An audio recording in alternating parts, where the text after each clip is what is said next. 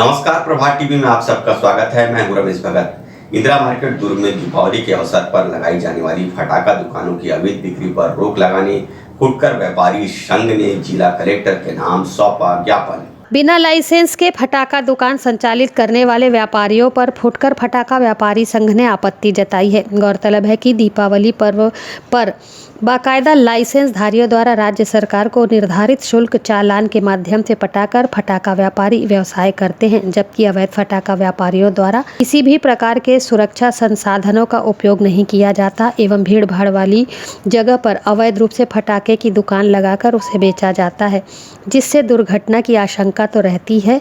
साथ ही अवैध रूप से दुकान संचालित किए जाने के कारण लाइसेंसधारी फटाखा व्यापारियों के धंधे पर भी इसका प्रभाव पड़ रहा है, जिसकी शिकायत लेकर फटाखा व्यापारी संघ ने प्रशासन से मांग की है कि इस पर रोक लगाई जाए। हमारे द्वारा एसपी साहब को ज्ञापन विशेष मांग को लेकर किया गया है कि फटाखा व्यापारी जो फुटकर व्यापारी संघ है उसको गवर्नमेंट स्कूल के पीछे लगाने के लिए दिया जाता है, जो राज्य शासन और सरकार के द्वारा दिया जाता है। अब समस्या ये हो गई है, पहले 120 दुकानें लगती थी, आज सिर्फ मात्र 20 दुकान में वो सीमित हो गई है। इसका सबसे बड़ी वजह यह है कि धड़ल्ले से मार्केट में, इंदिरा मार्केट में, हट्टी बाज़ार में बिना किसी लाइसेंस के फटाखा दुकान लगाया जाता है, जो ठेला में, पचरी में और ऐसा भी जानने को मिला है कि लोग घर से भी व्यापार कर रहे हैं। तो ये तो बड़ी घटना है। गहन आबादी वाले क्षेत्र में यदि कोई बड़ी घटना होती है तो उसका हम संज्ञान कलेक्टर महोदय, एसपी साहब सभी को सूचित करना चाह रहे हैं, ताकि ये अवैध फटाखा पर रोक किया जाए,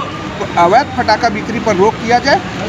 हमारे द्वारा रेत, पानी सभी को ध्यान में रखकर, शासन प्रशासन के नियम को, सीज फायर सभी को ध्यान में रखकर हम कार्य करते हैं। उनके द्वारा घनी आबादी वाले क्षेत्र में ईश्वर ना करे कभी कोई बड़ा घटना हो जाए तो इसके जिम्मेदार कौन होगा। और सबसे बड़ी बात, हमारा व्यापार खत्म हो गया है, जीरो हो गया, शून्य हो गया, या हमको भी मार्केट में लगाने का अवसर दिया जाए। कवर्धा झंडा मामले में जेल में बंद 18 लोगों को दुर्ग जेल से रिहा कर दिया गया है। हिंदू संगठन के लोगों ने रिहाई के बाद फूल माला पहनाकर उनका स्वागत किया। भाजपा के कार्यकर्ता और बजरंग दल के लोगों का जमवाड़ा दुर्ग जेल में देखने को मिला, जहां जय श्री राम के नारे के साथ बजरंगी पूरे जोश में एकत्रित हुए। कोई समझ नहीं पा रहा था कि आखिर इतनी भीड़ क्यों जमा हुई है।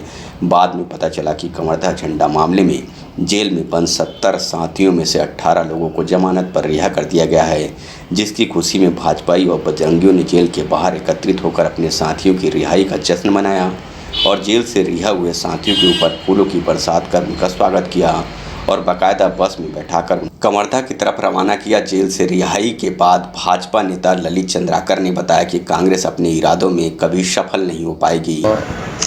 कवर्धा में झंडा भगवा ध्वज को लेके जो विवाद हुआ, अगर वहाँ पे शासन प्रशासन अगर चुस्ती और दुरुस्त अगर देखते और वहाँ पे अगर कार्रवाई करते तो आज ये दिन शायद हमें नहीं देखना पड़ता। वहाँ भगवा ध्वज के अपमान में वहाँ पे सामने पुलिस प्रशासन खड़े होके मुख बधिर होके उस घटना को देख रहे थे। उसके बाद भी वहाँ पे इस घटना को शांत कराने का प्रयास नहीं किए। उसी के फलस्वरूप आज वहाँ पे ये घटना हुआ और आज हमारे वहाँ पे जो भाई लोग जो अंदर हुए थे, आज 18 भाई लोग आज बाहर आए हैं और ये खुशी की बात है।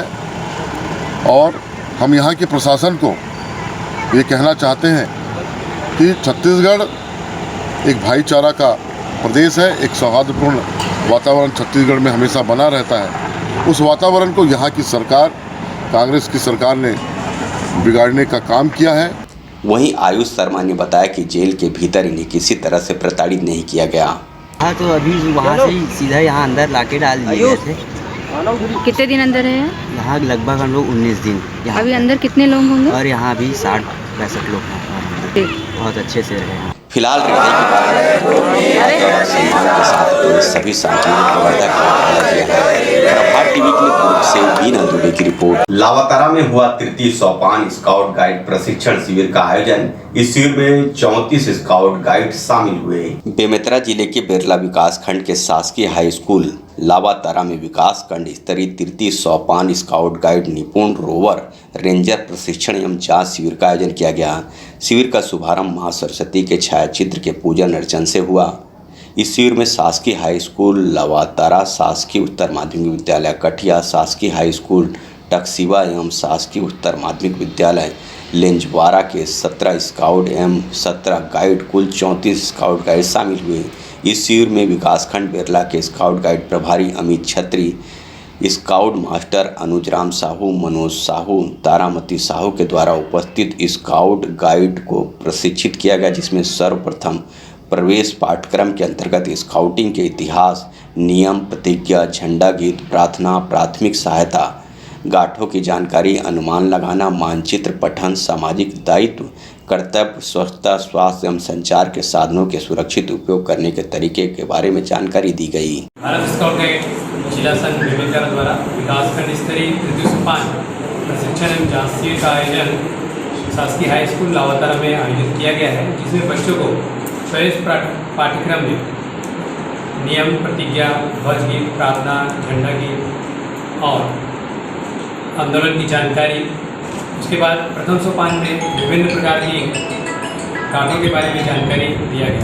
प्राथमिक सहायता में बच्चों को पट्टियों के बारे में जानकारी दिया गया। उसी क्रम में अनुमान लगाना।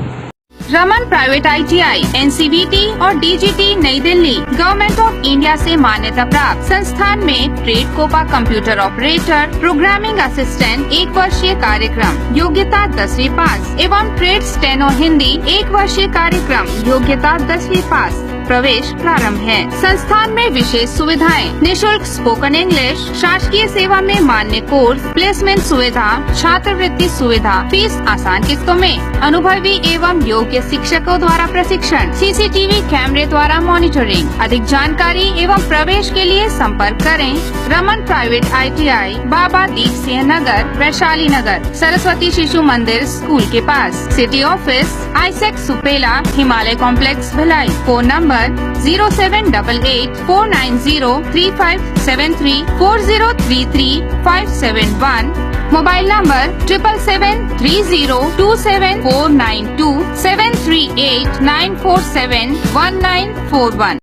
तांबा, पीतल, कांसा, aluminium, stainless steel, cooker, mixie सभी प्रकार के बर्तनों के चिल्लर एवं थोक विक्रेता। यहाँ पर कुकर, मिक्सी, गैस चूल्हा बनाए जाते हैं। अनुराग मेटल शॉप नंबर 10 नेहरू भवन road, Supela, Bhilai. Mobile number 9827187008।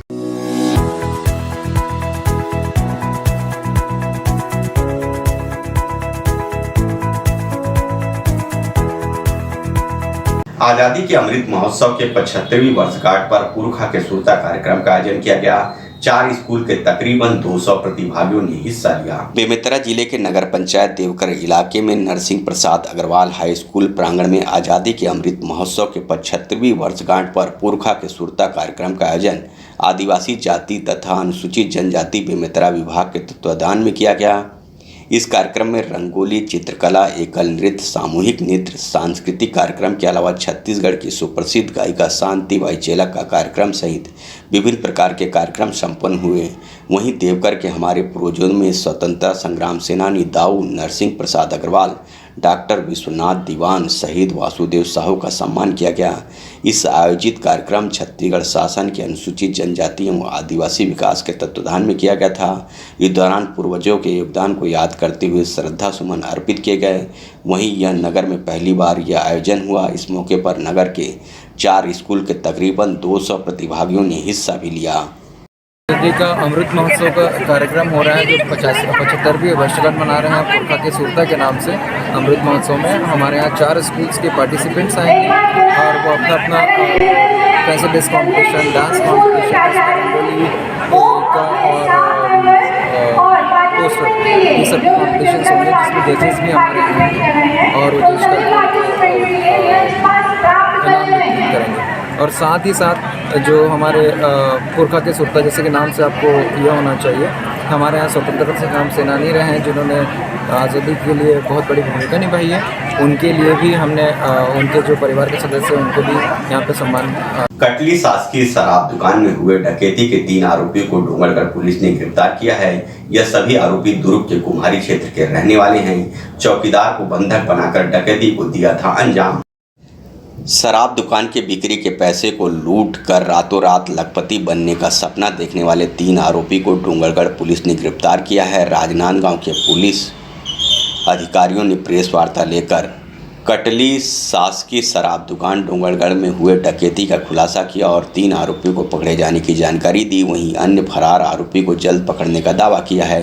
दरअसल पूरा मामला यह है कि 15 अक्टूबर की रात्रि करली विदेशी शराब दुकान में 5-6 अज्ञात हथियारबंद व्यक्ति चौकीदार को तलवार की नोक दिखाकर मोबाइल फ़ोन और गाड़ी की चाबी एवं पर्स में रखे पैसे एवं शराब दुकान के शटर का ताला तोड़कर चौकीदार को बंधक बना लिया और तिजोरी लेकर फरार हो गए। डोंगरगढ़ पुलिस थाने में मामला दर्ज कर विवेचना शुरू किया गया और संदेह के आधार पर दुर्ग जिले के कुम्हारी में रहने वाले राकेश यादव को पकड़कर पूछताछ की गई तो आरोपी ने अपने साथियों के साथ घटना को अंजाम देना स्वीकार किया।